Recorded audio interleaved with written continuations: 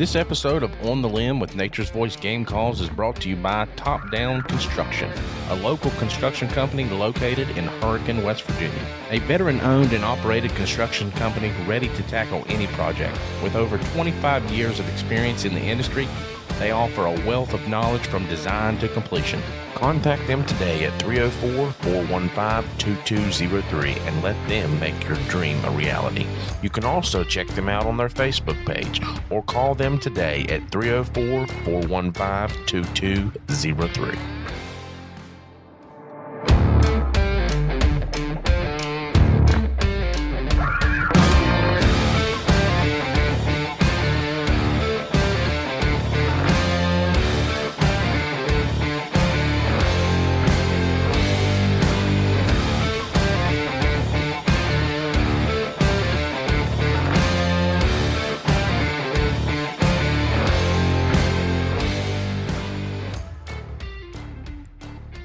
All right, guys, welcome to another episode of On the Limb with Nature's Voice Game Calls. Tonight we have special guest Jason Bussey here with us, and I've also got Dave Young here with me, co-host, and Dan Hall. How you guys doing this evening? Doing good, bro. Good deal. So Jason has been a mentor to me and a tremendous help to me and the family here since my brother passed back in 2012. Jason was the previous owner of Southland Custom Game Calls based out of McCall, Alabama. And turkey season's coming up all over the country, and it's coming in here, West Virginia, Monday, April the 17th. We have Youth Day that comes in here this weekend. So we've been extremely busy in the past couple weeks. You know, everybody wants to wait till the last minute to get their turkey calls. I was playing the FedEx guy this evening, driving around delivering calls. So, Jason, how you doing tonight, sir? Doing good, man. Nice, man. I tell you, it's a pleasure to have you on here. Like I said, you've been a mentor to me since my brother passed, and you don't know, well, you probably know, but you've helped us out tremendously. We really appreciate you over the years. I appreciate you too, man. I mean, there's things that you in the future you're going to be doing for me as far as building my website for me. I've always been the type person since I got in this deal that if I needed help, I'd ask for it. If somebody else asked me for it, and I knew they were going to be, they were a good guy, and were going to treat me right and not go behind me and step on me. Yeah, I'll help any of them. Definitely. It's pretty easy for you to figure out who's on your side and who's not on your side in this business. Yeah, definitely, yeah. But, like we were talking there earlier, just before the podcast, I mean, it is a cutthroat industry. One of the worst I've ever seen. And that includes stuff that's not legal.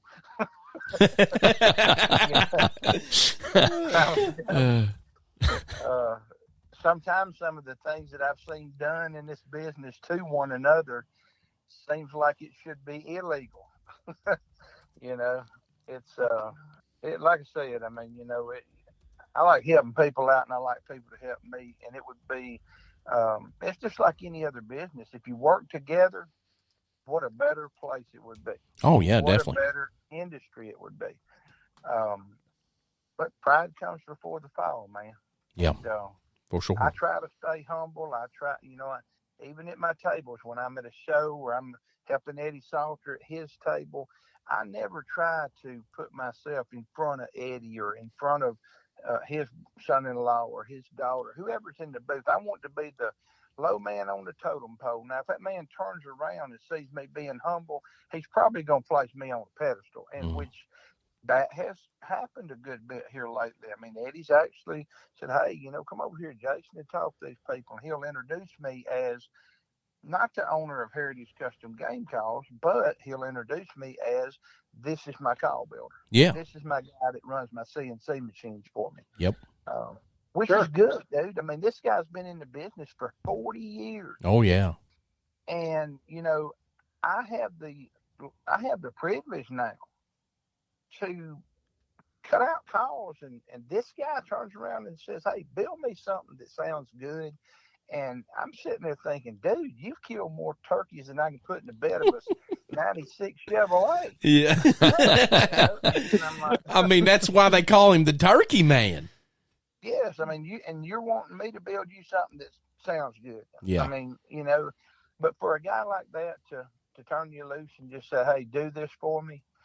I mean, for people like right now, I'm doing 60 calls for him for every commissioner in the state of Alabama in the agriculture business. Oh, nice. You don't go do something for all those high up people like that unless that fella trusts you. Yep, you got that right.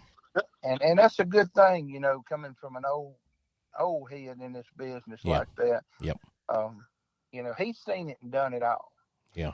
And so you need to, like I said earlier when we were talking before the podcast, anything that I can learn from anybody Hmm. that's been around this business, I soak it up every time I'm around them, and I listen more than I talk to them. Then you talk. And Yeah, it's always a good thing to listen more than you talk, oh because you can gain a wealth of knowledge by doing that. oh sure, and Absolutely. you yourself. I can remember when you first called me, and you was green behind the ears. I'm behind the gills, man. I'm talking about. Yeah, you didn't even. I mean, there were things that when you would say it, I'd be like, nobody is that. Nobody. Surely he knows better than this. you know. And then I just had to remember, well, his brother was doing all this, and now he's wanting to carry on the legacy of his brothers. And Yeah. I guarantee you, there's not too many people in this industry that if you'd have called them every other day or called them twice, 3 times a week, and you'd say, "Hey, man, how do I do this? How would I make this happen?" Yep. They wouldn't have helped you. No, and that's why I knew, They would. when me and you met, I knew that. I mean, I'm pretty good character of people, and picking people out like that, and I knew that you was going to be the one that I would have to follow, and you would be my mentor getting into this if I was going to continue it, because like you're saying, I was so green, and I seen my brother make mouth calls, and I never was a part of the mouth call process. Now, I done some of the wood stuff, but it was very little. But I done all the background stuff when it come to the business. So that's where I sat. And, after he had passed, I was stuck with trying to figure this stuff out on my own. And literally, for 2 years, we had somebody else making our mouth calls for us. And that was till I got to the point to where I could make them. I mean, it takes time and practice to get these things right. It's not something that you can pick up in a couple weeks. No, it's not. It's not. It really isn't. And and speaking on that, how did you end up getting started in the turkey calling making business? well, it's kind of strange. My daddy owned a company here, and I worked for him for 25 years. And my dad always told me, he said, "Son, you will never make $1 in the woods." And so the very first time that I went out and I was a videographer at the time on the weekends for a guy with a deer hunting show. And the very first time, man, you want to prove your daddy wrong as a 25, 30-year-old guy so bad that the very first time that I went out there and I sit in a tree and I made $300 for being in a tree beside a guy for 2 days, I went home and I said, I ain't even cashing this check. I'm going to take this straight into the office tomorrow, and I'm going to say, "Dad, look at here." And so I did. And my daddy said, "Well, what is that?" And I said, "This is what I got paid, Saturday and Sunday for sitting in a tree with a guy filming him." And I said, "So Dad, uh, there is a way that you can make money in the woods." And I had no idea where this would end up and lead to. But years down the road, me and my brother were working together at my dad's shop, and Daddy had pretty much turned it over, and we just could not get along one another. And so, what happened was, is I ended up being let go from a company. My brother fired me, and I was upset about it, but I knew there was something else I was supposed to be doing. And so, I took a chance on going up there and seeing Junior Robinson in Talladega, Alabama at Southland, because I thought, and of course I called the fella before I just stopped into his place. Yeah. And he told me he had time to see me. And I'm figuring, when I go to this building, it's going to be 150 foot long. It's going to be 60, yards wide. It's going to be a huge outfit. because Southland is a pretty good sized company. It covers the whole southeast and a lot of the eastern coast, Yeah. all the way up to you guys. They were real prominent up there in Pennsylvania and West Virginia and that area, and even in New York area. But you know, when I went by, the guy was in a 40 by 60 shop, 40 foot by 60 foot. Yeah. He had 2 tables there that he built calls on. He didn't have none of it. People say, you know, and I'm not knocking a company that's been around since 1978, because I wouldn't knock something that I liked enough to buy it, because eventually I ended up buying Southland. But people think that, you know, that Southland was a special call and it was a special company. But when he was getting his pot CNC'd out, outsourcing stuff, Yeah. just like you did your mouth calls in the very beginning. Yep. I didn't like that, but that's the way the company was set up at the time. Mm-hmm. I eventually went to wanting to hand turn some stuff when I bought the company, to put me in another league, you know, to take Southland to another level, which it worked. We still CNC'd stuff, you know, and made the Yellow Heart. One of the famous calls that's there was the Yellow Heart Crystal and the Cherry Crystal, and things like that. And there's been a lot of people. Woodhaven was birthed out of Southland. Mike Pentecost used to be one of Junior's salesmen, and he had some ideas and thoughts and things like that he brought to Junior, and he told Junior, you know, from what I've heard from, you know, Mike and other people, he took that idea of Woodhaven to Junior. And you got to understand this. Junior's from old school. If it's working, if it's working, it ain't broke. Don't fix it. Yeah, definitely. Well, that don't mean it can't work better. Yeah. You know, and boy, did it, because when Mike went to him and told him, "Hey, Junior, you know, we need to kind of make the packaging look better. You know, give it a more modern look instead of this older look. Do away with some of the mouth calls. Come up with some new cuts. You know, do something different here. Modernize it." You know, and when he told Junior that, Junior looked him dead in the eye and told him, he said, "It ain't broke. We don't need to fix it. Mm-hmm. Things are doing fine just like they are." And he said, well, I just want to let you know, I bet you start my own call company. And a year later, Woodhaven was born. Oh, I did not know that. That's interesting. 15 years later or so, look where he's at now. Oh yeah, so I go back and I say this: look at the people who've been successful. Yeah. You know, look at what Mike's doing at Woodhaven, and do what Mike's doing. Yeah. I know some people out there do not like him. But I'll say this: when I first started out with Southland, I didn't like him, and me and Mike we've had this conversation with one another. Yeah. And he said, "Tell this guy." You know, one day we was at a store, and he said, "This guy here." He said, "Jason, tell him what you thought of me when you first." And I said, "I didn't like you." I mean, because I'm honest, and Mike straight up, honestly, brutally honest. Yeah. You know, he will tell you. That's the way he is. That's the way he is. And that's the way I am. Yeah. So I just knew that when me and Mike got to be friends, I'm brutally honest and Mike's brutally honest, and we just get along.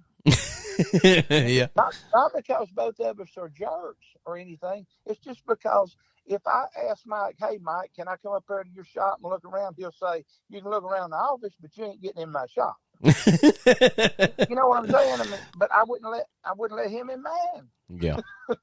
You know, but we've always been that way. But when that guy asked him that day, he said, "Tell him why you didn't like me." And I turned around. I had to be honest with the young kid that was running that store. I said, "To be honest with you, I don't know." And that kid looked at me like a cow at a new gate. He was like, "What do you mean you didn't like him and you didn't know why?" Yeah. I said, "I don't know. I can't tell you why." That's funny. I guess it was jealousy of what Mike was accomplishing. Yeah. But I said, it took me a few years. I'm a slow learner. Yeah. It took me a few years to understand that I didn't have to not like Mike. I could get along with Mike. And, hey, watch what Mike's doing. Mm-hmm. Do what Mike's doing. I want to be, you know, that old saying, like for Michael Jordan, I want to be like Mike. Well, I mean, honestly, Yeah. There's a lot of people out there that don't like the fella, but there's a lot of people that if they could, They want to and be they would him. admit it, they want to be him. You got that right. They would love to have the business that he's got and the way he's got it structured. The Mm-hmm. product line is a great product line. I give people props where they're getting where you know I give people props when they do good. Yeah. And I just man, others may have their opinions of him, but I think highly of Mike Pentecost myself. Um, he's kind of been one of them guys that I watched him and watched what he was doing, and I kind of followed suit behind him. But there comes a time, Michael, when you're going to call me on the phone and you're going to say, "I just come up with this new pur pot. What do you think?" And I'm going to be like, "I got one kind of similar to it that I'm designing right now," because you will start thinking like the person Mm-hmm. that you are emulating and you're mentored by. Yeah, definitely. And so, but me and Mike's also had that conversation. I had a pot one year about 4 years ago I remember at it. the Nationals, and he told me, he said, "Man," he said, "I'm working on something right now." I said, "Yeah." I said, I've got this, I've got this little pur pot here." I said, "I wanted you to run it." So I brought it over to him, and he was actually at the show behind the scenes over there, putting some of his pur pots together that he had come up with. That was it's just a little old pur pot. Mm-hmm. And it was almost identical idea and identical shape and everything to what I was building. Yeah. I mean, it's freaking just things like that happen for you. Yeah. So I got a question here real quick. So a lot of people always say, "Oh, your calls are CNC'd. We like hand turn calls." So what is your opinion on a CNC call and a hand turn call? Well, I used to have a negative opinion about CNC calls, but now here's the difference in what I'm doing and other call builders are doing that are actually CNC in their own pots. Mm-hmm. We have control Yes. over the quality of work that we put out on a CNC machine. Mm-hmm. Sure. When I ordered 600 pots when I was with Southland from the company I was buying them from, when they come down here, brother, believe me, I ordered, let's see, how many was it? 3,000 one time of a yellow heart crystal pot that was concave on the sides like we had built for our Elite Series. When I got those calls in, that guy had rushed them through his CNC machine, rushed them through the spray booth, rushed them through the sanding process and everything, and rushed them through the spraying. And here's what he did not account for. When you cut that call and that wood is not dry as it needs to be, You got that right. It'll warp. then you have a warped board. Yep, you sure do. Okay, when you cut those calls out on a bandsaw or however you cut those out, you sand the sides or you shape the sides, that pot is still warped. Mm-hmm. What you needed to do to shape the sides was let it sit there for about 5 or 6 days and acclimate to the moisture that was in the air. And I'll say this, in Pennsylvania. when that pot acclimates and it, what we call, sits back down. Yeah. And it's not cupped anymore. That wood is straightened back out. At that point in time, you can shape the sides. But if you shape the sides while it's warped, it's going to be thin on one side, thin on the other side, thick on that end, and thick on this end. Mm-hmm. Because it's cupped. And so when it does straighten out, you got a thin, thick, ends and sides. Yep. And so if that makes sense. But I couldn't control that. But you know how many of them I could send back to him? How many? Zero, yeah. Because when I buy them, and I buy them from him, and he controls the quality, I have to use what he sent me. Oh, yeah. And so, unbeknown to your customers, when you use an inferior pot like that, you have to make that call work. Yes. I've had to do that myself, yeah. I hate that worse than anything in the world. I do. So what I did was I found me a CNC machine that I could buy for $8,000 or $9,000, something reasonable, for Eddie. And Eddie allows me to use the CNC machines for my calls, and I build all his pot calls on it. Yeah. But I control it though, man. Yeah. And I control buying my wood. I buy wood that's not wet. Mm-hmm. But I mean, imagine getting 3,000 pot calls in a shipment, and a guy's sitting there wanting $6.50 a piece for them. In your opinion, real quick, You know, in your opinion, you're talking about water content and things like that. I know me and you've been over this long back in the day. And what is your opinion on how much water content? Because there still should be a little bit in there. You don't want it completely dry, correct? No, completely dry is combustible, and you wouldn't have no pot calls. It'd all be burned up. That's right. So you want to look at anywhere to, I would say probably 8 to 11% wood or water content in there. That is a good. I'm gonna say 6 to 12. 6 to 12. Okay. If it's cabinet grade wood. Yes. Now you can get some stuff that it looks really good on the outside, but when you go to cutting into it, you know, it's just not as dry as it should be. And walnut is one of the worst things. Well, you know, I've noticed with the paddock sometimes too. We've seen it turn white. Yep. And I'll be honest with you, paddock, buddy, you better, at the price that stuff is, you might want to take a moisture meter with you when you go back. Because it ain't cheap. That's for sure. It ain't cheap. So if you buy a bunch of stuff that ain't dried where it needs to be dried, you know, you can get into being upside down in your money quick, because you got to get that stuff next year. It's when you would have to do it. You'd have to air dry it for a year. And so there's all kinds of tricks to this deal. And there's kiln dried wood, and then there's air dried wood. But you still have to have it dried down to a specific, you know what I'm saying, to a specific amount of moisture in the wood. Yeah, for sure. So, you know, another thing we do on our podcast here is our Salute to Valor. Tonight, our Salute to Valor is going to go out to Nathaniel Archambault of Biloxi, Mississippi. He was in the United States Marine Corps. He was a corporal where he served 5 years. He was stationed at Kings Bay and Camp Lejeune. He was in the Marine Corps Security Forces, 1st Battalion, 6th Marine. He did one tour of Afghanistan, and he received a Combat Action Badge, Combat Action Award, and that is the only one that matters to them Marines. He got out September 19th of 2009. So we just want to thank you for your service, Nathan, and we appreciate everything you did. Yeah, thank you, Nathan, for your service. Yeah, thanks for your service. That's one of the things that we like to do every podcast. You know, I say this time and time again, but I'll keep saying it. You know, if it wasn't for them men and women in the service doing what they're doing for our country, we wouldn't be able to sit here and have the freedom to do what we're doing today. Yep, that's true.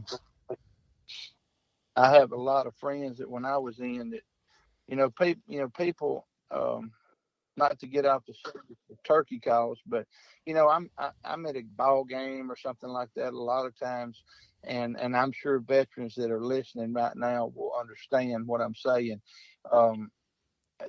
When they mention first responders standing up, or and you worked in law enforcement, but there's been officers that's died up there where you're at. Oh yeah. And I've always been kind of just laid back, man, when people say, hey, if we got any veterans in here, please stand up. I'm always hesitant to stand up because there's a lot of freaking guys that didn't come back that can't stand up no more. Yeah, there's a lot of guys that come back that can't stand up no more. And so I don't want to ever stand for another guy, on his behalf, if that makes sense. It does. But it's always an aspect. You can stand for your brothers in arms too. You know what I mean? Oh yeah, definitely. I have that feeling that, hey, I know this guy, he got injured, he can't stand. I'm gonna stand for him. Oh sure. As my brother. Yes. It just I also know where I don't want to ever take away from the fact that, and I'm going to tell you, a lot of people, they don't mention those guys that didn't come home. Mm-hmm. Right. They always ask if there's anybody here that served. Yeah. Well, I mean, what about the dudes that didn't come home? Yeah, you got that right. I would rather talk about them because they paid the ultimate price. 13 of them did. Yeah. In Afghanistan. And we never talk about them. Mm-hmm. At any of the functions that I go to, we don't remember those 13. Yeah. Just that kind of crap bothers me, man. Yeah. You know what I'm saying? Yeah. But anyway, we can get back to turkey calls. So, yeah, Southland game calls. How'd that get started? Well, Junior Robinson started it. He's been a business partner with a fellow named Doug Camp that used to have, had Camp Calls after he left, which was a pretty good company there. There's been a lot of companies birthed out of Southland. And to be honest with you, Heritage Custom Game Calls is just another company that's going to be, that has been birthed out of the Southland namesake, I guess you would say. Yeah. I am doing things a lot different than what Junior and other people that's been associated with Southland would probably do them. Jim Pollard was calling for Southland. He's from up there where y'all are at now. Yep. He's moved back up there, and he owns Pollard Elite Game Calls. Well, Junior shared a lot of information with Jim, and I'm sure helped him when he started building his pots and things. I think Jim had told me, that he contacted Junior and told Junior he wanted a little help, Mm-hmm. And had some pick his brain like you do me. Yeah, and it should be more like that in the industry to where people help each other out. Yep. But there's been a few companies that's come out of that's been really successful. Jim Pollard makes one of the best mouth calls that I've ever that's what I was going to say. Now I'm bringing on a guy with me right now, Troy Smith out of Tennessee. Yep. That was with Dry Creek Game Calls, had his own company, and he's just he's tinkered with it in and out. And I'm like, Troy, dude, you're never gonna just do Troy. Yeah, stick to it, man. You're amazing at building a mouth call. You know what I mean? The boy can build one. He sure can. If he was Ray Charles, he could do it. Yeah. You know what I'm saying? And there at a point in time, he built our mouth calls. Troy was on with us for a while. And he built our mouth calls for about a year or so, maybe about 6 months to a year. So. And when he got out of it, the very first time, I have his press in there in my shop now. I've got his press and his tape cutter, his original one that he had at Dry Creek, because he was going to get out of it. He's going to sell his press. So he drove down here from Tennessee. Yeah. He's going to sell his press, and he wasn't going to do it no more. And so I bought it. And, and so he gave me a crash course in, how to build a mouth call, which was a quick crash course, a 1-day course. Mm-hmm. And of course I wasted a lot of material learning how to build mouth calls, and I can build a really good 2-reed, 3-reed, call, 2.5-reed calls. I can make all the cuts, but like I said, when I see a guy that I know he is top of the line, and this cat right here can build the devil out of a mouth call. Yeah, he can. And can run a mouth call great. And he's consistent too, like his QA QC, man. I mean, he's on top like of it. CNC in the freaking calls, you know what I'm saying? Yeah. I mean, Yeah. Seriously, if you could CNC a freaking mouth call, Troy Smith, he's the freaking guy that can CNC a mouth call. Yeah. Yeah. Yep. We were talking about using a laser etcher to cut a mouth call. Yeah. I believe if you put him up against a laser etcher, he'd be real goddamn close. Oh yeah, definitely. He's just really good at what he does. So when I approached him and I told him, I said, Troy, I'm fixing to not just build Eddie Salter's call for him, but I really want to establish a call company over the next few years, because we don't know when Eddie's going to retire. it could be 10 years from now. Yeah. But I do want to go ahead and I want to get myself set up for doing some things in the future with Heritage Custom Game Calls. Definitely. I mean, I'm paying for 2 dang domains for the last, 2 years. You bought them for me.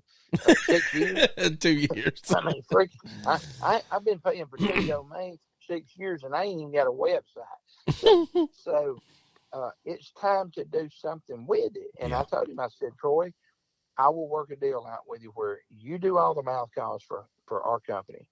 I will still make the 2 or 3 that I'm making, that I sell, that are just regular hunting calls. They're killing calls, little 2-reed calls and stuff. I said, I'm going to make those, and I'll put them in my line, but I want you to put all your mouth calls in my line. And here's the way I want this to go down. I'm going to do my best to work a deal out with you where if you'll buy the material and the frames and stuff and the tape, you can make 100% of the mouth calls money. You can't beat that. No. And I will sell box calls, and I will sell pot calls, and I'll sell strikers. And I'll buy all that material and I'll put them together. But me and you will both be sitting at the table. And my plan is, I've never seen this accomplished, because everybody gets in a peeing match, if you know what I mean. Oh, yeah, I know. Okay. So my plan is to find someone out there who can build the best mouth calls that's available out there. Let them build the mouth calls. I want to build, if not the best, one of the best pot calls out there. Mm-hmm. If need be, I can build box calls until I learn how to build those really well. Well, you can build a screaming duck call too. We've used some of them. Well, here's the deal. I mean, I've got a guy that helps me with duck calls that builds them for me if I want to get into that business. And dude, I'm talking about just hold them up and just, you ain't even got to put your lips on it. Just blow on it and it quacks. Yeah. I don't duck hunt, but I'm pretty sure that if you're going to be in the blind blowing a call all day long, it needs to run itself at some point, because you're going to be out of air. Yeah. Yeah. I'm telling you, they take a lot of air, like hoot owl calls. We're at these shows sometimes, and I'm running the hoot owl call, and, people looking at me like, I definitely know where that air is coming from, because you can see my stomach, It's got a lot of people don't understand that it's got to come from your diaphragm. It can't come from your lungs, like up top, like you're going to blow your mouth out. It's got to come from down low. If it don't, then you ain't going to work it right. Nope. That's why. And you'll run out of air. Yeah, you will. Your lungs only hold so much air. If you don't get it out of your diaphragm and your lungs at the same time and run it from your guts, basically. Yeah. I think that's what people was talking about when you blow your guts out. Well, yeah. Seriously, man. I mean, I that's how I came up with a 2-reed mouth call that ran so easy, is because, well, I was diagnosed with myasthenia gravis, which affects your breathing, it affects your muscles and everything, which they diagnosed me wrong. But that didn't take away from the fact that I couldn't breathe. Yeah. And so I would, you strike out and you walk a mile, calling every once in a while. Well, when you get on a turkey and you chase him a quarter of a mile through the woods, you kind of want to be able to run the call when he sit down up against the tree. Yeah. And I couldn't do that with a 3-reed. So I had to find something that, that I could run consistently, and that I didn't take a lot of air. Yeah. And honest to God, the call that I came up with, there are a lot of people that can't blow it when they first get a hold of it, but once they learn how, it's one of the best calls I've ever run, because they overblow it. Yeah, yeah. And when a mouth call takes a third of the air that you're normally blowing, you got a good mouth call. You got that right. You've got something that a lot of other call companies don't have. Yeah. And I'll say this, and I've always told you this, when you first started out, you'd build a pot call, and it would sound okay, and I'd be like, you're making it run. You know what I'm saying? Yeah. you're having to make that call right. Mm-hmm. You want to be able to put the striker on there and make a half a football shape, and dude, it runs itself. Yeah, you got that right. Yep, You I've learned that for sure. And when you get to that point where you're now building like Troy. Troy's one of the best at it.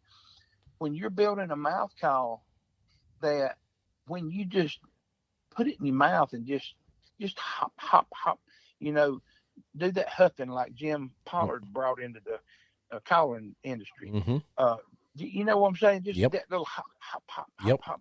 When you do that and the dang thing just yelps, you know, and it runs itself. Mm-hmm. You know, you got a good mouth call and a good mouth call builder. Yeah. You know, that built that thing. And so this industry is full of snakes. And I'm just being honest. Yeah. The industry is full of snakes, Yeah. and it's also full of angels. You got to make sure that it's an angel that's behind you looking over your shoulder and not a snake. Yeah, you got that right. That's all I can say about this industry. Well, Jason, you talk about angels. Something else that we do here on the podcast, try to do it every episode, is we like to do a verse of the day. That's one of our staples. We want to make sure God's involved in the things that we do. God, family, country, and everything outdoors. That's right. Yep. So the scripture for tonight, we're just going to do it out of King James Version. Everybody knows John 3:16. For God so loved the world, He gave His only begotten Son. But if you look on to 17 and 18, He says, God sent not His Son into the world, condemn the world, but that the world through Him might be saved. He that believes on Him's not condemned, but he that believes not is condemned already, because he didn't believe in the only begotten Son. So, I think everybody kind of looks at God as like this guy with a big old whip, a whip or a rod of iron or something. He's ready to just smack you every time you make a mistake. But really, the Bible kind of points him as just a loving father that wants a relationship with people. Yep. And just like we want a relationship with our kids or whatever. My kids, I mean, they can make mistakes. There'll be correction for the mistakes, whatever. But at the end of the day, I just want to be with them and hanging out with them, and whether it's on a fishing bank for me, usually that's where it's at, hiking in the woods, whatever. But I just love to be with him, and he wants to be with us, and so if we could just see that he's not holding stuff against us, he doesn't care about all our little quirks and all our little problems that we got. He just wants to be with us. Yeah, I mean, if we didn't have those problems, we didn't have those quirks, we wouldn't be different, first of all. Yeah, that's right. And we wouldn't need him. Yeah. That's right. I mean, one of the things like Jason was mentioning earlier, yeah, how a lot of people wants to look at other companies and be envious and jealous. Well, you can't be that way. No. We're supposed to be set in the image of God. So therefore we're supposed to be watching Him and learning from His ways. Yeah. The best thing we can do as a person on this earth is to be a servant first. Yeah. And something else too, a lot of people don't understand is with an industry like what you guys are in, a rising tide lifts all ships. Yeah. So, I mean, if you can really see that, supporting one another, helping out one another, not trying to steal off each other, that's going to help everybody. Yeah. And that's, I learned this, honestly. I learned what Jason's talking about from him. Yeah. I mean, I'm not going to say that I wasn't envious of people in the beginning, because yes, I wanted to be those people and I wanted our company to be that big. But Jason, I'm going to ask you a question. What other call company do you know of that would bring theirself to Nashville and come to a hotel and help you package game calls? Well, you mentioned that, and that's where I always go back, because you was green then. Yeah. And, I asked you, I said, hey, man, if you're here, I'd love to have a packing party, because honestly, I built 100 slate calls till about 5 in the morning. Yeah. And I was clamping them, and I was unclamping them when I got up there to Nashville. and we actually packaged them in a room later on that evening when y'all came by the room. Yeah. You know, and so, but it was like Bubba Waddell was there, Michael's cousin. Yeah. Everybody was there that I was friends with, and I just told him, "Hey, man, you know, I think Jim Pollard was in there with us. There was a bunch of people there that was helping us package Diane College. Yeah, they was. And it was, but it was a group of people that just come together and did that. And that's people that don't think with their minds. You know what I'm saying? They don't think with their, it's not in their head who they are, who they want to be like, who they want to be around. It is in their heart. Yep. And that's what, you know, when you were saying that a while ago, the scripture that you're talking about. Yeah, God, you know, that scripture right there, it's good that he wants us to be with him, but he doesn't want us to be with him. And he doesn't want us to form a relationship with him that's in our mind. Mm-hmm. There you go. This world right now, like you said in the beginning, everybody knows John 3:16. Yeah. Everybody knows John 3:18. Yeah. He didn't come into the world to condemn the world. The world should be, you know, would be saved through him. That's right. Everybody knows that in their mind. But here's where it's where Paul said, everybody falls short. Yeah. Here's where everybody falls short. We got it in our mind. We ain't got it in our heart. You got that right. And that's why the Bible also says that there will be people that think they're going, think they're going to get up there and everything's going to be good. They think they saved because in their mind, their grandma told them when they were 7, they got saved. Yep. Preach it, brother. Come on. And because my daddy was a pastor. Yep. And I was one of the best hell raisers out there. I got saved when I was young. Yeah. Young. Yeah. But I ain't trying to be funny, but ain't nobody can tell me when I was drinking and doing drugs and selling drugs and doing some of the stuff that I was doing that I was once saved, always saved. I mean, I'm sorry. If you believe that, that's on you. Yeah. I just don't believe that. Right. You know what I'm saying? Yeah. I don't know how you could do all that damage to yourself and other people that I was running around with and that I was cohabitating with and doing stuff with. I don't know how I could have hurt and done all that kind of damage and still made it in. You know what I mean? Yeah. Yeah. That's just me though. You know, that's one of the tasks in being a Christian. Somebody else out there, you know, may think differently. Yeah. They may think that that's okay, that's cool, and that you're gonna be all right, you know. But I just have a fine. I know that the Lord, you know, saved me, and but I still got to do my part, man. Yes, you do. You know what I'm saying? Yep. And I got to act better than what I did yesterday. That's what our pastor's been preaching on here recently. Mm-hmm. I mean, he's already done all he's going to do. We have to walk it out. You're no more saved and you're no more righteous today with your salvation than you was the first time you said, I believe. Because you're not going to make yourself any more righteous. That's right. He did it. Mm-hmm. You know what I'm saying? And like what you're saying, really, you know, I know in John chapter 17 it says that, you know, eternal life is knowing God. And that knowing God is in your heart, like what you're saying. It ain't in your brain. Oh, yeah. And that's what a I was heart saying. knowledge. That's one of the tasks of being a Christian. Yeah. You have to get that head knowledge to drop into your heart. Yep. And once it does that, then that's where you have the. But that takes time and it takes effort. It takes time. Yeah. And it takes effort. That's why everybody is in the working. You know, that's I mean, right. there's not anybody that's perfect out there. No. You know, There was only one. No. there was only one. Yeah. Yep. And you know, with that said, you know, in the very beginning, when Adam and Eve walked in the garden with God, hand in hand with God, and talking to Him on a regular basis, they were not sin conscious. They were not self conscious because their heart was one with God. That's right. Yep. And so, see, they didn't get it in their mind that they was better than God until the snake told them they would be better than God. That's right.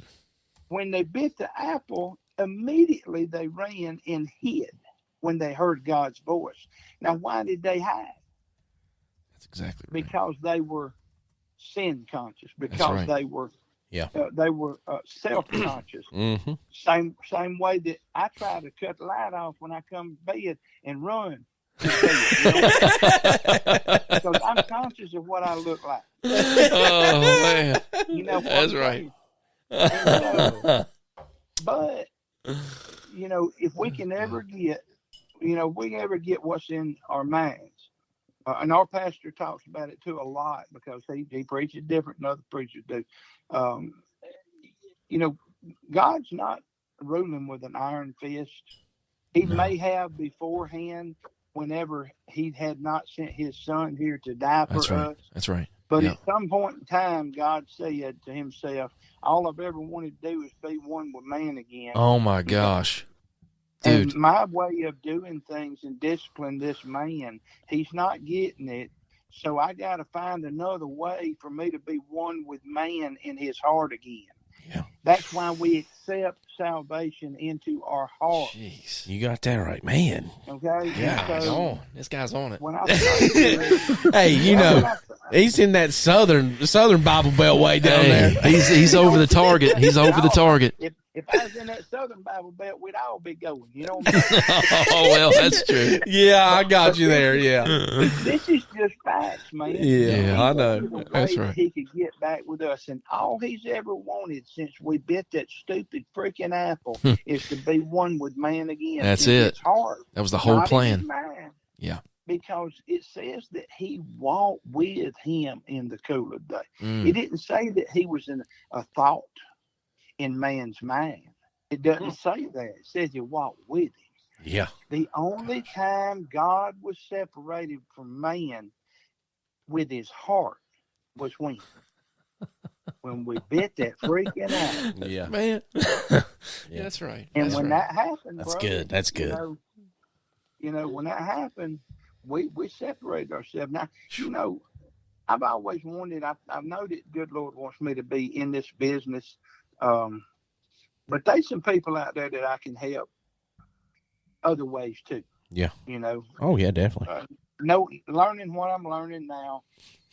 And hey, I go through struggles and trials and tribulations and everything that I go through now, with my own self. Yeah. Fighting with my own self. Yeah. And that's why Paul said you got to die to the flesh daily, because I'm not that I'm out there doing anything that, drinking, drugs, anything like that anymore, but I still get PO'd all the time. Oh yeah. Yeah. Well, I mean, if you ain't having problems, you probably ain't doing something right. Yeah. Well, here's the thing. If we didn't have problems, Michael, in this business or in our daily lives, we wouldn't need him. Yeah, you got that right. Yep. And so the benefit of us having problems is it lets us know that we're human and that God isn't. Yeah. And that if we ever have to call on anybody, as much as I like you, or Troy likes me, or Dan likes, he likes me. James. Yeah, he likes Dave. You know what I'm saying? It doesn't matter how well we like one another. Yeah. We're not always going to have the answers for one another. When you call me on the phone, you say, man, me and my old lady's not doing too good. Mm-hmm. Yeah. Or I'm struggling. I've had friends of mine that said they were struggling with, man, I'm drinking and I have issues. Well, I can't help you. I can pray for you, but I can't make you make a life-changing decision. Yeah, you gotta make that change and that willingness yourself. So, but there again, I go back to, I'm glad we have problems. Yeah. And I'm glad that there's people that I call and they tell me, brother, as much as I'd like to, I can't help you. I'm glad because it brings you back to a point where you run out of dang people to call. And us as humans being as stubborn, hard-headed as we are, thinking we can fix ourselves, we need to get to that point where before we ever call Tony, before we ever call Michael, before we ever call Dan, before Dan or anybody else calls you or you call me, we just say, no sense in calling him. I know somebody's got the answer. Yeah. You know what I mean? Yes. When we get to that point, we're going to be a lot better off. Yep. You know, not that we shouldn't be able to have friends, but we need to know where our hope comes from. And my hope does not lie in Michael Booth. No. My hope does not lie in Troy Smith building the best mouth call out there. But I do believe that God puts people in our past. Mm-hmm. And in places like meeting you and in places like meeting Troy, you know, to build mouth calls for me years ago, God puts those people in our past. And when the timing's right, things just come together. Yeah, you got that right. That's awesome, man. You know, and it is, you think about Troy, as much as he has been done wrong in this industry, never ever have I done him wrong. Yeah. But he had every reason in the world to tell me no. Yeah. Because of what other folks had did. Oh, yeah. Past experience. You know Yeah. what I'm saying? And that's, So, yeah, I mean, that's one of the and things. Same with you. Yeah. When you called me the very first time. There have been people who took stuff from me and I got screwed over here or there doing this or that with some other people, or people left me high and dry. Mm-hmm. I had every reason in the world to say, dude, I had to learn. You learned You it. don't have to learn. Yep. Yeah. But, you know, you just don't. For some reason, you just say, yeah, let me tell you how to do this, man. You're just starting out. You're not going to harm me. You know, I mean, what are you going to do? Go out and sell 10 pots somewhere? Yeah. Yeah. You know, I'm out here trying to sell 1,000 of each. Yeah. And, Yeah. You know, yeah, I'll help you get those 10 rolling. Yeah. Yeah, that's right. You know, because I knew you weren't a harm to me. Yeah. You know, now I don't know. Uh-oh. Now you're calling me on the phone. Nah. What do you think about this? Nah, we ain't coming for you. We just gonna be right there with you. That's right. That's right. Well, that's good. That's right. Because when you do, I'm going to take a hard ride. Yeah. Man. Gonna leave you holding a bag. So That's the day my phone quit ringing. yeah. So let's, speaking on that, like you're talking about building the wood calls and what's his name, Troy, doing the mouth calls. Is there any point in you planning on getting back into the stage? Because I know that you were there for a long time. Well, what I focused on is because any call company out there, and you've been involved with this too. Yeah. And you had to learn your lessons. Yeah. Hard ones. You do not make money off of competition callers. Nope. And that means my son, that means my two boys, and they've won the state of Alabama and Mississippi and Tennessee, and they've done really good, you know, calling in the divisions that they've called in for the past, 6, 8, 10 years. But I spent a lot of money doing that with them. Money driving up to these places, competition fees, because a 10-year-old, he ain't got a lot of cash on him. A 16-year-old don't have a lot of money on him to pay a $100 entrance fee, or a $50 entrance fee. But I focus on building calls for the callers on stage. Mm-hmm. And I can do that and build calls for people who are on stage, but that'll sound like a totally different call than what we're building for the hunter. It does to me. Because the stage call has to be as close to perfect as to what the judges are wanting to hear. Oh, yeah. That's another, we could talk about that for hours. Yeah, we could. But the stage calls are made to impress the judges. Yeah. My turkey cows that I'm building for Eddie Salter, his business has tripled as far as pot cows in the last 3 years. Wow. He's selling pot cows left and right now. Yeah. But it's because I put a lot of emphasis on, let's make this thing likable to a turkey. Oh yeah. Not a judge. Not a judge. And Yeah, so, there's a total difference. I mean, we've talked about that on previous episodes. We had Shane Simpson on, and we were talking to Shane about the difference between calling in the woods and calling on stage. I mean, there's a total difference to it. You know, I mean, it's so awesome to know both realms of that.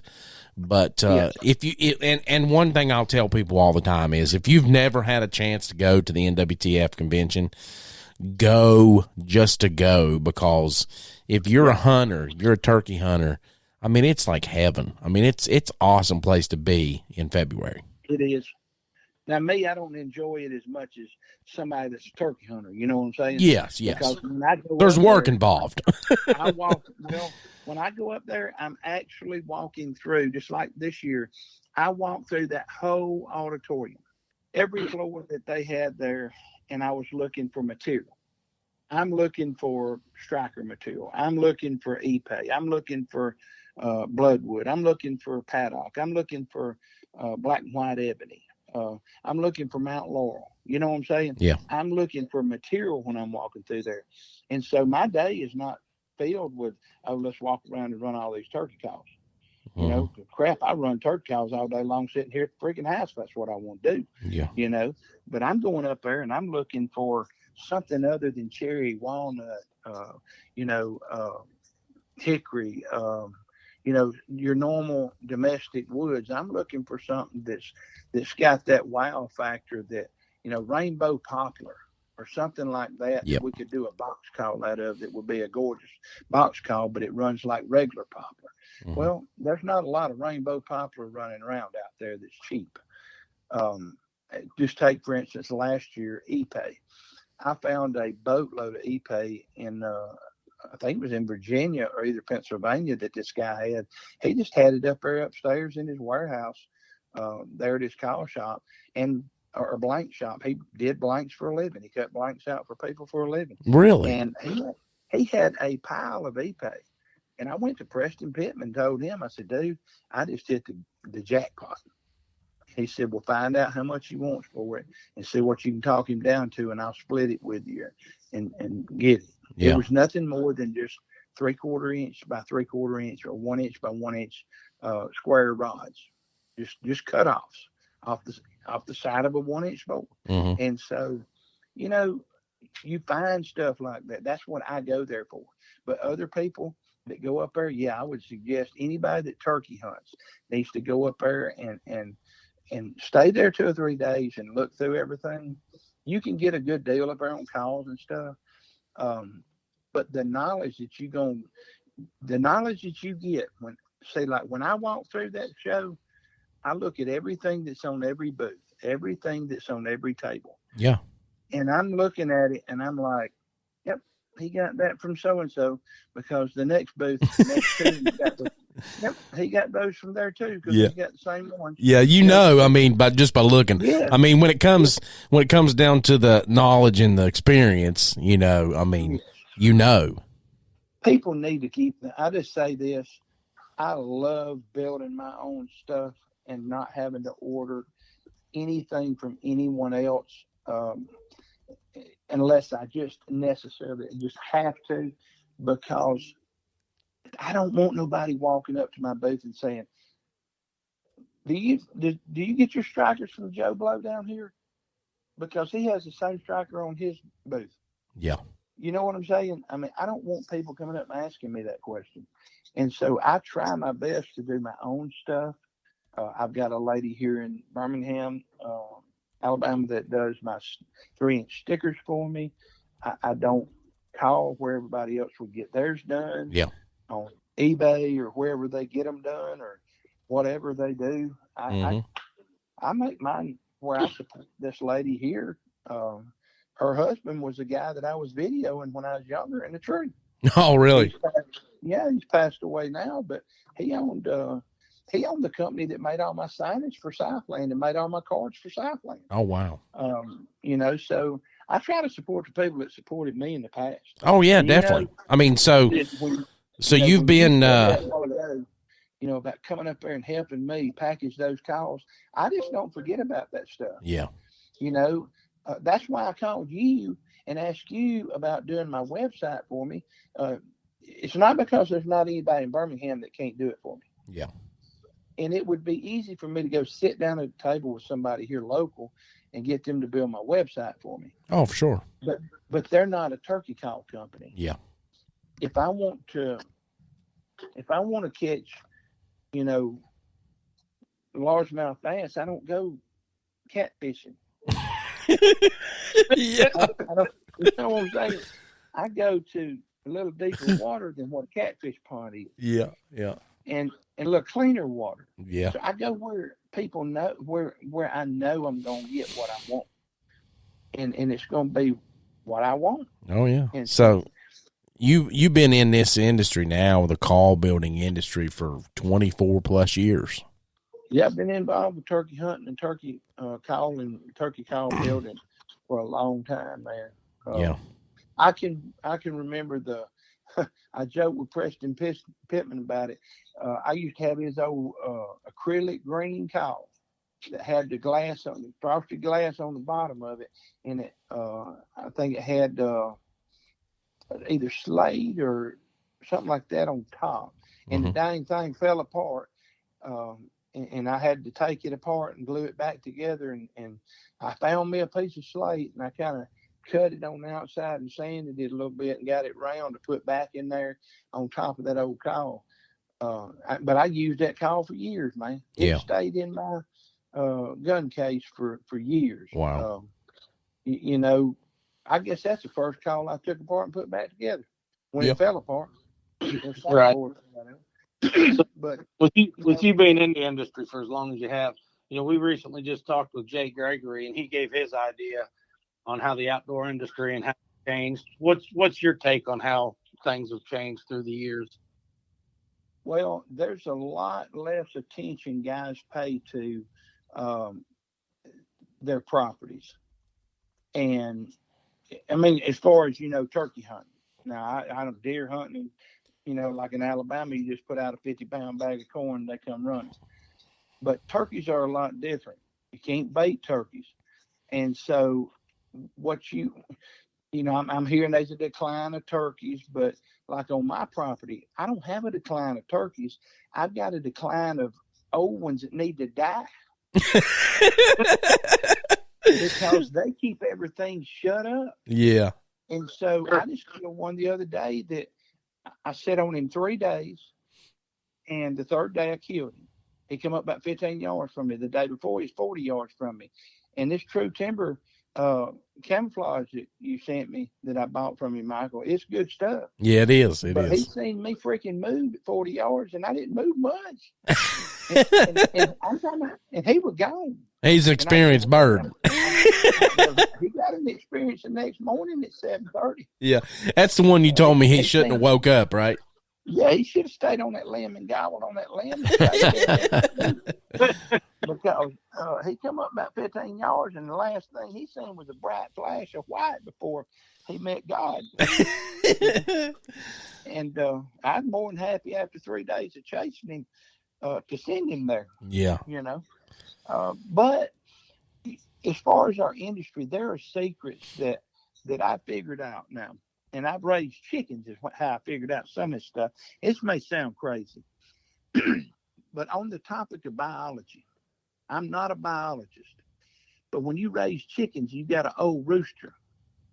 That old rooster, when he breeds the hens and they go to sitting, they are going to have more hens pop out of those eggs than you do roosters. Yeah. His sperm count is not as much as what it used to be. And a young rooster, he throws off more roosters. Dan's a farmer. He can tell us about that. Well, and I'm telling you, here's how, and this is crazy.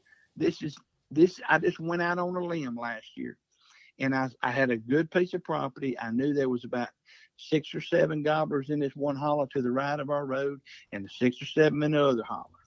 But they were staying down in there just gobbling their brains out for the first 30 minutes of daylight, and then all of a sudden they shut up.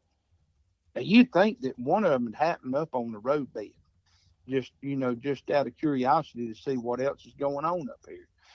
But they wouldn't. They would stay down in there, and they'd go just as far as they need to go to stay in their little sector with their little group of hens. Yeah. And they wouldn't move. So what we did last year was that we started trying something different. They make this stuff for chickens when the chicken won't lay an egg, won't go to the nest. They make something called laying mash. And what it is 24% protein. It makes that hen go to the nest. Yep. And so here's what we did. Instead of feeding them in February, Milo and cracked corn and all this other stuff that everybody wants to go grab up and feed them, I just got me 50-pound bags of laying mash, and I threw it to them dang hens, like it was crack. I'm talking about turkey crack. Man, you talking about the hens going to the nest early. Oh, God. I believe the hen got down. She said, oh, I almost landed and dropped an egg. It's almost like you not being able to, you thought it was a fart. You know what I mean? Can't trust it. Can't trust it. But anyway, yeah, you can't trust an egg. But we tried that, and believe it or not, our gobblers were alone in the second and third week of season. They were alone down here all by themselves, and they stayed gobbling and stayed coming up on the road beds looking for hens for about 2 weeks, where usually they peter out in about a week. Yeah. After the hens start going to the nest, these gobblers will stay fired up for about a week, and then they're gone. They're done. Mm-hmm. Well, these didn't, because the hen left them so dang early. These gobblers were still ready to breed for the next 2 weeks, and so we killed several of them over. Yeah. By doing that, but the actual industry itself, it's like this. Everything comes full circle, and if we don't change nothing, history will repeat itself. Mm-hmm. There's a lot of people out there that's I got the best call. I got the best call. I got the best call. To be honest with you, if I took my pot and I set it up against your pot or anybody else's pot in the industry, there's 25 thousandths of an inch difference in overall measurement. Mm-hmm. I mean, that's all there is. Yep. And so it's not going to sound that much different. Mine won't from yours, or yours from somebody else's, or whatever. It's the way you put them together that really makes a difference. It is. And yeah. People are really getting sloppy. Yeah. With the way that they put calls together, the way that they do things, the wood that they use. Yeah. And people are going to go back. Here's where me and you will benefit the most. People, these big companies, how many of them have you seen drop off the face of the earth? I mean, I love Harold Knight to death. Yeah. He's one of my mentors himself. Mm-hmm. I mean, when Harold tells you building a good turkey cow, you building a good turkey cow. Mm-hmm. And when he uses one of your turkey cows in his vest, in his pouch, and he kills 4 or 5 turkeys in Mississippi with it, and that's all he used, I'm feel privileged that he uses some of my stuff. But Nightingale was the first one to fall. Right. There will be other big companies that fall, because look at our economy right now. And what do people want to buy? They want to buy mom and pop stuff. Yeah. These big box stores that people put their cows in, worst thing that ever happened to the hunting industry. Because when you go into these big box stores and you put your stuff in there, you have to give them such a break. for your rep company, for their part, for the rep Mm-hmm. company's part, and then there's your part that's left over, whatever's left out. Yeah. I would just soon sell all mom and pop stores than I would to be in Bass Pro Shop. Yeah. You get the crumbs. In someone else's big box stores, or Academy or Walmart or any of these big box stores. I would rather, because I can walk in there and talk to the manager. Yeah, that's one thing that people like. They like that connection that they can have. That's one thing we were talking with Jay is, he was just recently done a deal with Hook Game Calls, and we were talking about Scott passing away, and I was like, he was like, that's one of the reasons why I picked Scott with Hook Game Calls is because, I've always set myself with people that I can talk to. I can always call up the owner of the company and be like, hey, I need this, or hey, this needs to, I can give him my opinion, and I can talk to the owner and he knows, and that Scott was building all the mouth calls at Southland when I first bought it. Really? Yeah, Scott Hooks was building all the mouth calls for Junior when I first bought it. Wow. The only reason why I went to using Jim Pollard's, because first and foremost, he had worked with Mike Pentecost at Woodhaven and formed the Sting team. That's where the Sting team come from. Was Jim Pollard come up with that and come up with the name, and then it became available for Jim to build mouth calls for us, and I thought we can do this in house. Mm-hmm. But Scott helped us a lot, man, in the beginning when I had Southland. That's awesome. But nothing personal. I mean, it's just a business decision to change and let Scott do them. Yeah. Or let Scott do them, let Jim do them. And a lot of people like that. Even the customers. I give the customer a business card at trade shows, and it's got my cell phone number on the back of it. It don't have a 1-800 number that they have to call and listen to a computer talk to them. Yeah. And I like that. That's why I buy my mouth call material and stuff like that. And Troy had been buying his from somewhere else, and I told him tonight, I said, don't buy that crap no more. Don't buy that from there no more. I mean, it's bad. It's bad because it's always been bad. Yeah. I mean, but you got Mitchell at Dead End Game Calls, who's a good friend of mine, and I buy everything that I buy. That if Mitchell ain't got it, I'll wait. Yeah. Or I'll have Mitchell's wife substitute another color because I refuse to buy it from anybody else. Yeah, we recently had to change a color of one of our tapes because OD Green's not available no more. Yeah, and that's cool. But I would rather put a different color tape on there than to go buy OD Green from somebody else. Yeah. That I know dang good and well when I put it on there, it's going to fall off. Yeah, that's true. I mean, I know it is. And so why even do that? You know what? It fell off 5 years ago when I bought it last time, and I ain't never bought it no more. Yeah. Because when I called to ask if I could return it, they said no. Mm-hmm. And that's not the answer I was looking for. Yeah. When I buy thousands of dollars worth of stuff from you. Mm-hmm. And so, I try to do business with people, like I said before, that's fair with me. And these people out here, if the hunters would just pay attention to what they're buying, and I mean, my God, we all get it from the same place. I don't know how else to say it, but quit getting in a peeing match with one another, because by God, I buy my latex from the same place you buy yours. Yeah. I buy my frames from the same place you're buying yours. Yeah. And up until somebody took Thad Bright's idea and run with it, we were all buying our goddamn presses from Thad Bright. Well, one of the things that I love to tell people is, when my brother first started making mouth calls, before we even knew that there was a supplier out there for latex, we were building them out of condoms. Condoms, that's all it is. Yeah. Right. I told them, I go in there. You talking about crazy now? I go into the drugstore down here, go into Publix or something, and with my wife, and I'm like, y'all got any condoms? I ain't got no lubricant on it. Like this.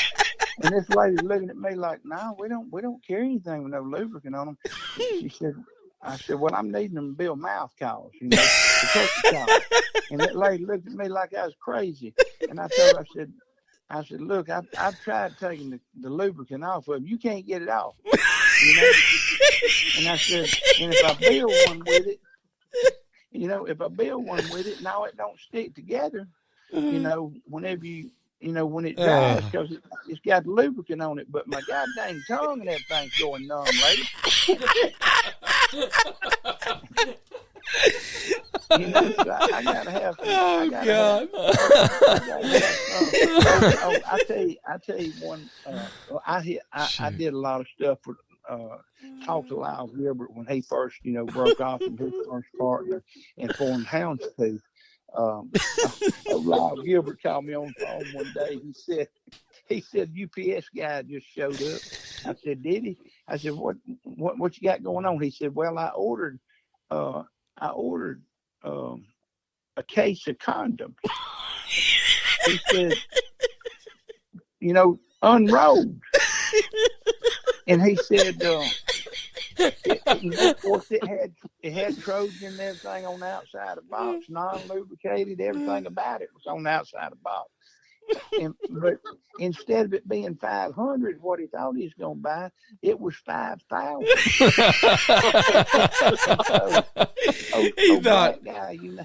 Black boy dropped some things off to him, and Lyle looked at him. He said, "Yes, it's ought to do for at least a month." That black guy looked at him. He said, "I feel for you, brother." When he had got in the truck after he had but Lyle told him that. He said, "This here will get me by about a month." That's hilarious. That old boy looked at Lyle like, "Man, the white boy done lost his dang mind. He gonna kill himself." Yeah. That's funny. Oh God. Yeah, I mean, that's what people used to do. They used to take latex gloves. I mean, get them thin latex gloves. Yep. Use them on tube calls and things like that. You use whatever you could use. I mean, I've heard them old timers, like Preston, them talking about Ben Lee using frames that was made out of lead. Yeah. And reuse them, stretch them again, and mash them down and reuse them things again. Oh my goodness. And if you listen to some of the calling competitions, when Ben Lee won the world championship in the Hunters division, the very first time he ever won the world championship, he called in the Hunters division and won it first, and then the same day called in the world championship and won it, from what I've heard. But he didn't sound. I mean, he didn't sound good. Yeah. But I mean, you're using a lead frame, all you got to work with, and latex, whatever kind of glove material, whatever he could find, I'm sure. But there's a lot of tricks and things like that we still do to this day, that I think that what this industry is missing right now is the same thing it was missing years ago when I first bought Southland, and that is a personal connection. Yeah. With the customer. Mm-hmm.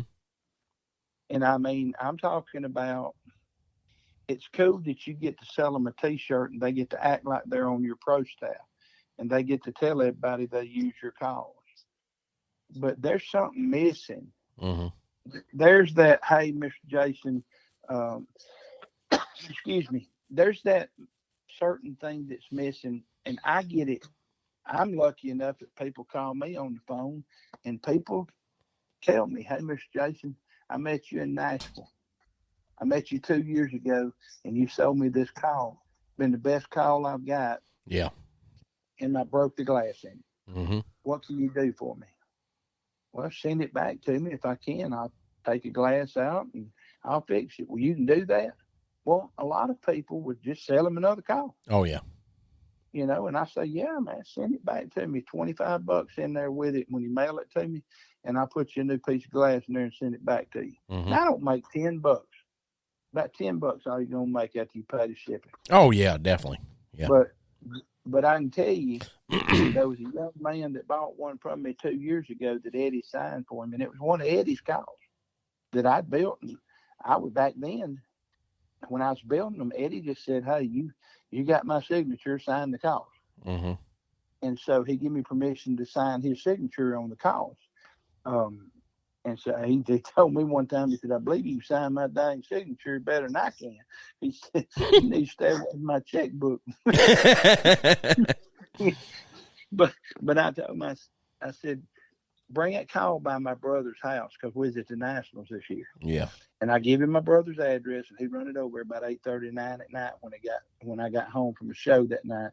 And I spent about 30 minutes with that boy talking to him and just like we're doing, and formed a relationship with him. I sent the call back to him, and he also bought another one. He paid me for fixing the call and bought another one that I, built him when I got back home that night. But now that kid, he'll buy a call from me for the rest of his life. Oh yeah, it's funny you say that because we've had customers that do that. There was a period there, and this, that we were going through different glues and different things to try to glue things down with. I mean, you can't glue every surface down with the same thing. So, nope. Through the years we've learned that, and we had some issues with some things, and they would send them back. They'd contact me and send them back, and we'd fix them. I wasn't charging them $25, but I think I probably will now. I was charging them $5. If the glue turns loose on it, that's a youth problem. You know what I'm saying? Yeah. But if they drop the cone, they break it or crack it, and it hadn't cracked the pot or it hadn't cracked the lip on the pot and damaged the pot, I can fix it. I'll fix it. Oh yeah, if definitely. I can't, I have to sell you another one or get you another one, depending on the situation. You know what I'm saying? Yeah. Because you got some good old boys that come to them shows that ain't got a pot to pee in or a window to pour it out of, and you can tell them people. Mm-hmm. When they walk up to the show, I'm gonna put it this way: I've always told everybody that was at my shows with me, do not let that man walk away from this table because he's only got $6 and we're charging $10 for a mouth call. Yeah.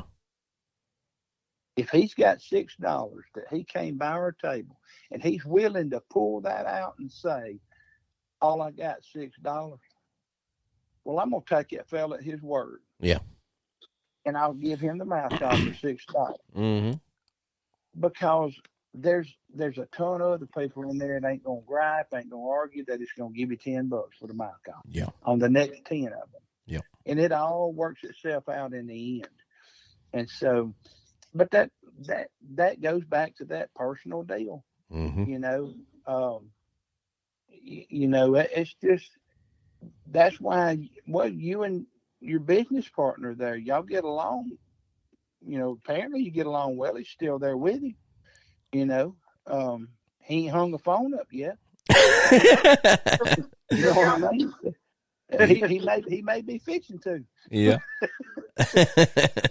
But y'all get along well enough because you got a personal relationship. If it was all about just what he had to offer and what you had to offer, man, it wouldn't last no time. No. No. And, so, but we got, the customer. The customer, that's what we forget about, or these bigger companies forget about is it's not about the next customer right now. Mm-hmm. It's about the one that's standing in front of you. Yeah. And he's got something to offer. Mm-hmm. Because if you treat him right, he's going to go tell 2 or 3 people. Yep.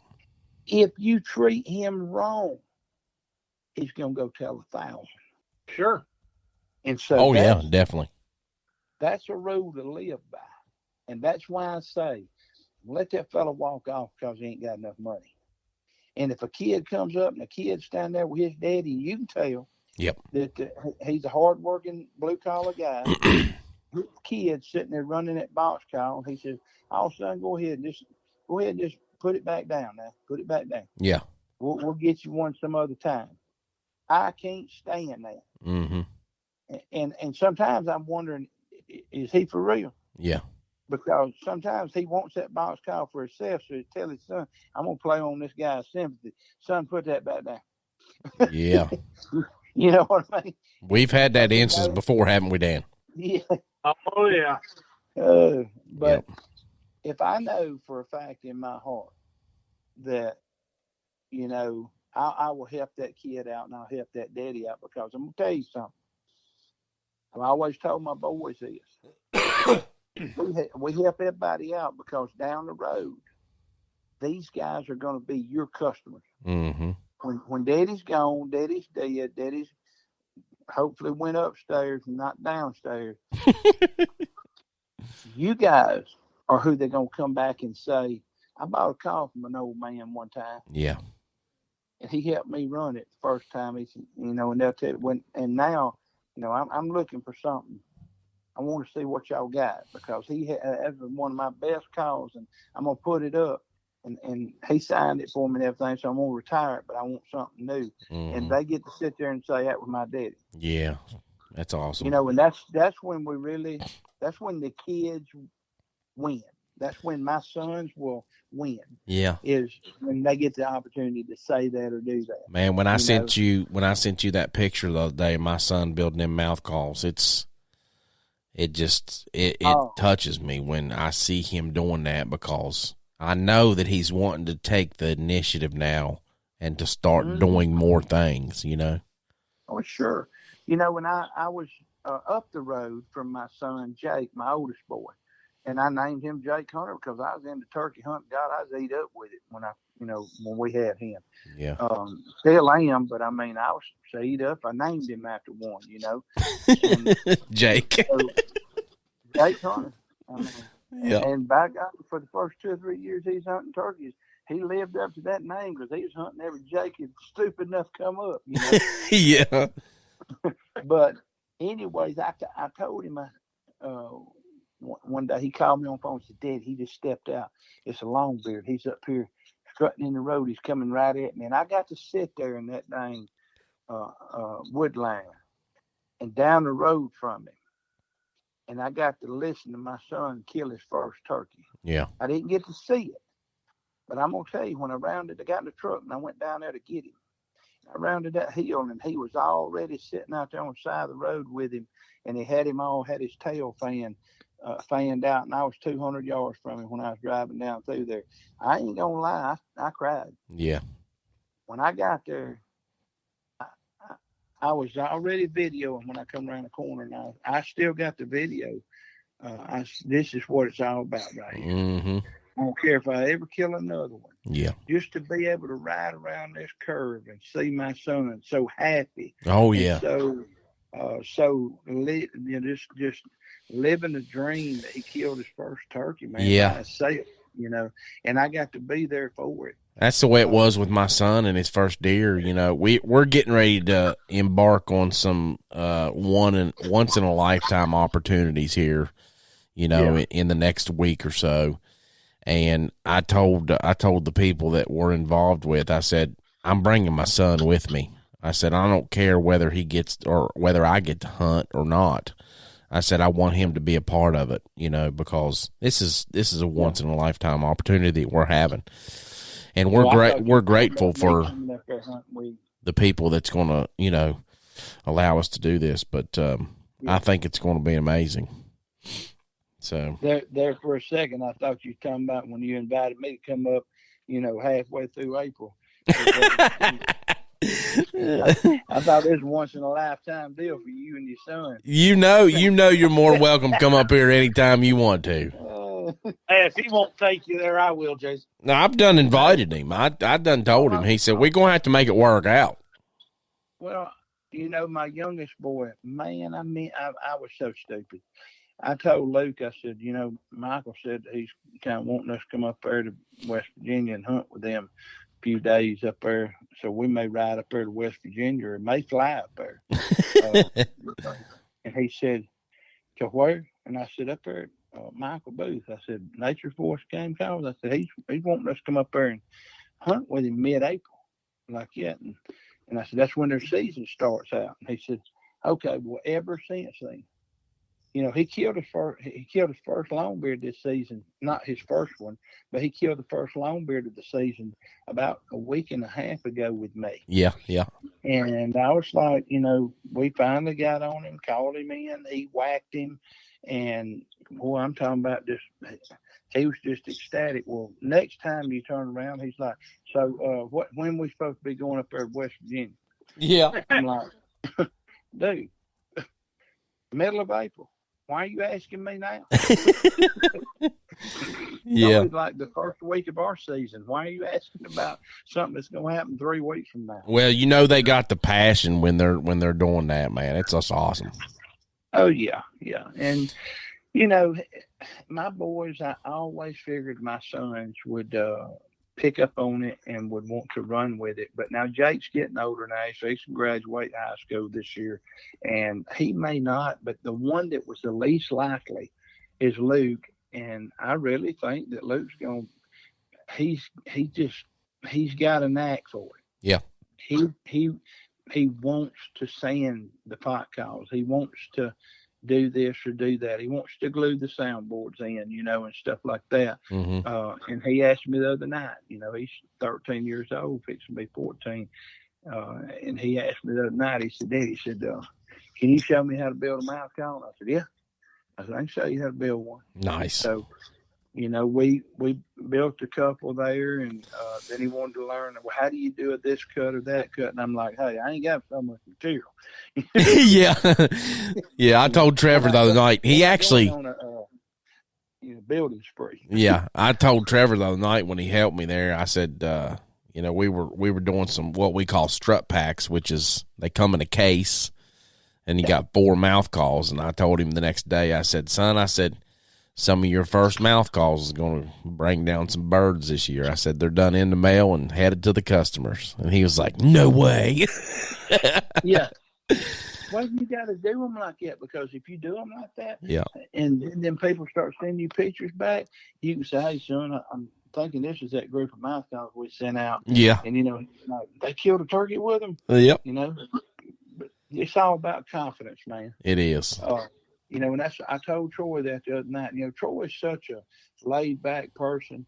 And like I told him, I said, "I'm going to talk about you a little bit. I'm going to tell everybody you built my mouth calls, this next year, that we're going to team up together." And he said, "Well, I ain't never had nobody talk about me."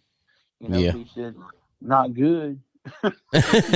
Yeah. And he said, "I'm just not used to people bragging on me and mentioning my name." Yeah. Like that. And I said, "Well, Troy, you might want to get used to that, because if you're around me, people's going to come up to the table and they're going to say something good about that mouth cone, and I'm going to point right down there, and I'm going to say, 'That's a fella right down yonder.'" Yeah. I don't build it. Yep. Troy built it. Oh yeah. Something, but you got to give the guy props that's working with you. Yeah.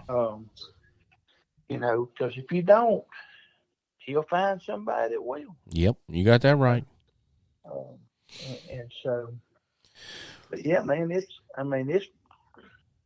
the industry is going to come full circle. And my wife has always said it. That's why she wanted to go back. And, it never upset Rebecca that we let Southland go, because Rebecca's always told me, "Jason, people's going to go back to wanting a family business to build their calls. Mm-hmm. People are going to go back to wanting a family business's calls in their family stores." Mm-hmm. Don't get your head in the sky thinking that the only place where you can sell calls is whatever it is, the big box store. Yeah. Don't get so carried away with that's all you think about. Mm-hmm. Because it's going to come full circle, and the big box stores are going to run out of room for those people. They're going to let them go, and literally it could put them out of business. Yeah.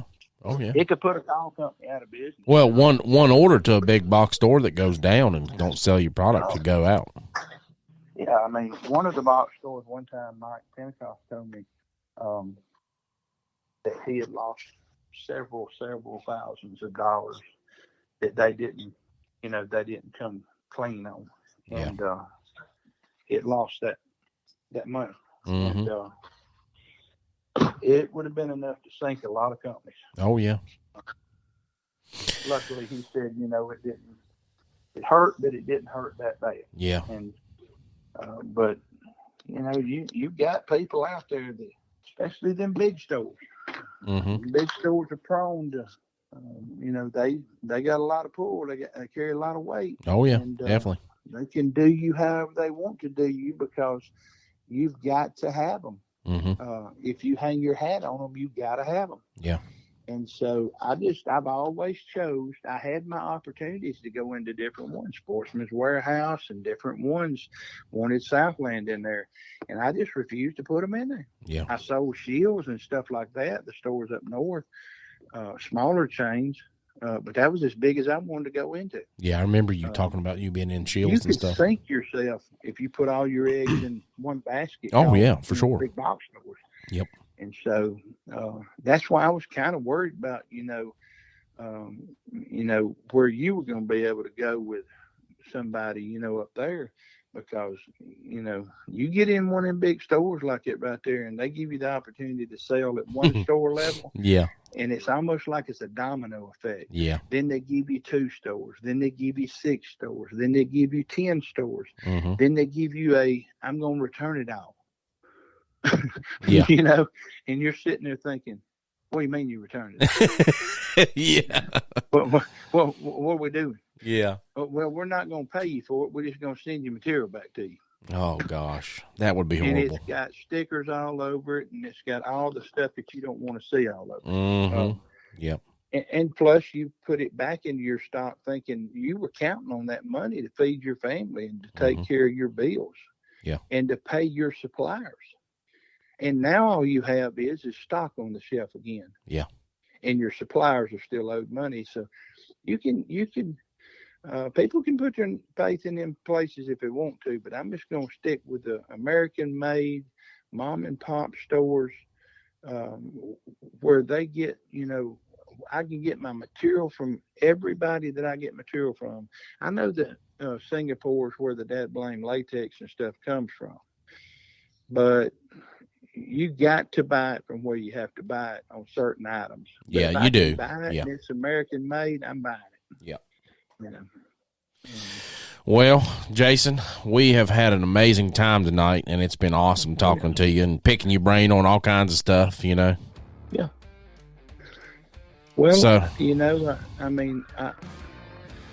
I got the feeling this is probably going to be one of your top podcasts. Yeah, you pretty much hit it on the head. I mean, we've went an hour and 30-some minutes, so everybody's going to enjoy this one for sure. I mean, there's a lot of good information in here, so. Absolutely. But everybody be sure to check us out on Facebook on the Limb with Nature's Voice Game Calls, and be sure to check us out on Apple Podcasts, Google Podcasts, Spotify, Amazon Music, and we're about 20 other different places. So we'll have the descriptions for Heritage Game Calls and all the information that we talked about tonight in our description on Spotify and all those different outlets. So make sure that you check those out as well. And again, Jason, we thank you again tonight for being on with us, and thanks everybody for listening. Everybody have a good night. Thanks, guys. Oh, yeah, man. Thank you.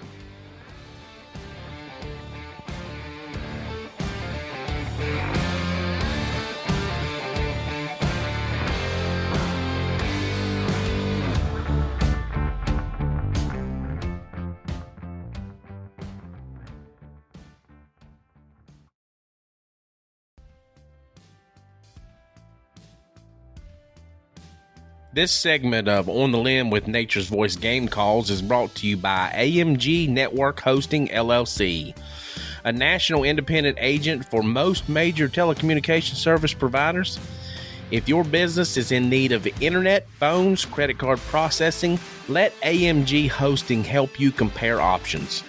They work with over 100 national carriers, and they can help you choose the best option for your needs. Our independence means we are loyal to our customers, not a brand or a company. Call us today at 304-608-3653 or visit us at amgnhconsulting.com. amgnhconsulting.com. Phone number again is 304-608-3653. AMG Network Hosting, LLC.